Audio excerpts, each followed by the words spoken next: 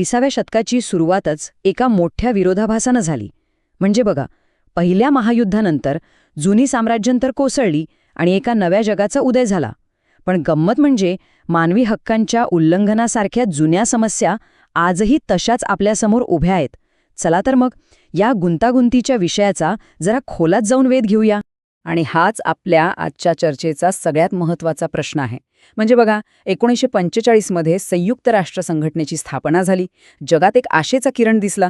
मग तरीही आज इतक्या वर्षानंतरही आपलं जग या आव्हानांमध्ये का अडकून पडलंय? तो काळच तसा होता.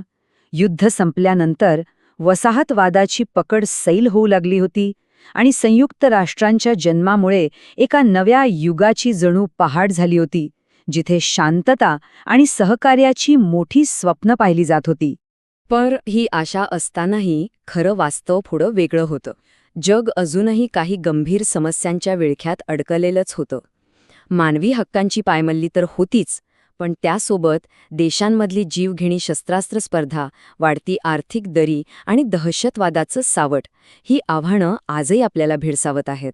ह्यातलीच एक सगळ्यात मोठी आणि मूळ समस्या म्हणजे मानवी हक्कांची पायमल्ली.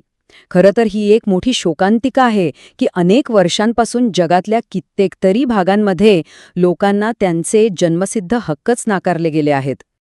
आता मानवी हक्क म्हणजे नक्की काय? अगदी सोप्या भाषेत सांगायचं झालं तर हे असे हक्क आहेत जे प्रत्येक माणसाला जन्माबरोबरच मिळतात. हे कुणी दिलेलं दान नाहीये, तर माणूस म्हणून जन्माला येण्याचाच तो एक अविभाज्य भाग आहे. पण तरीही वास्तव किती वेगळं आहे पहा.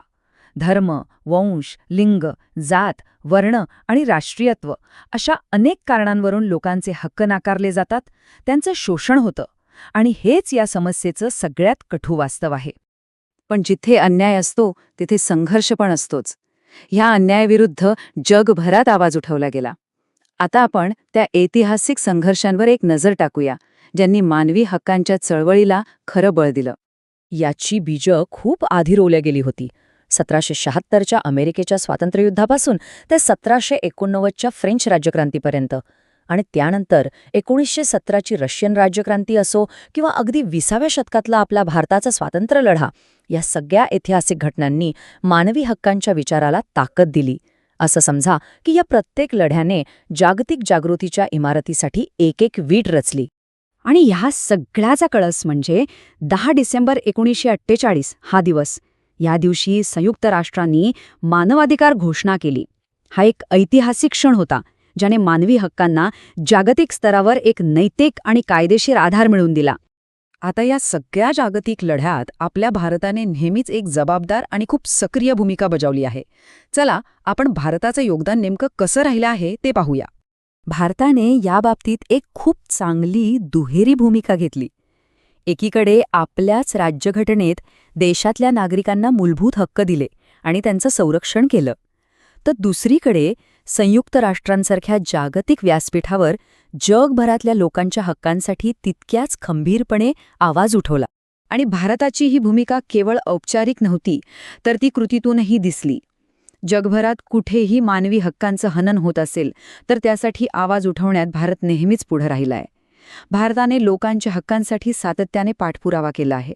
आत्तापर्यंत बरंच काही साध्य झालं असलं तरी हा लढा अजून संपलेला नाही, हेही तितकंच खरंय.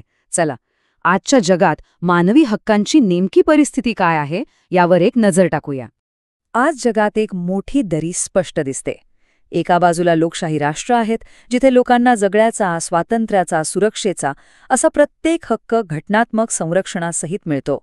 तर दुसऱ्या बाजूला काही हुकुमशाही राजवटी आहेत, जिथे आजही लोकांचे हक्क पायदळी तुडवले जातात आणि त्यांचं शोषण सुरूच आहे. या परिस्थितीत भारताची भूमिका अगदी स्पष्ट आणि ठाम राहिली आहे. जगात कुठेही कोणत्याही प्रकारचं शोषण असो किंवा दडपशाही असो, भारत त्याचा नेहमीच विरोध करतो. आणि म्हणूनच संयुक्त राष्ट्र असो किंवा इतर जागतिक मंच असोत, या सगळ्यांच्या माध्यमातून मानवी हक्कांच्या संरक्षणासाठी भारत आपले प्रयत्न अविरतपणे सुरू ठेवत आहे. तर या सगळ्या चर्चेनंतर एक शेवटचा पण खूप महत्त्वाचा प्रश्न आपल्या सगळ्यांसमोर उभा राहतो. मानवी हक्कांचं संरक्षण करणं ही फक्त सरकारांची जबाबदारी आहे की एक नागरिक म्हणून आपली सर्वांचीही काही जबाबदारी आहे? यावर आपण सगळ्यांनीच विचार करायला हवा.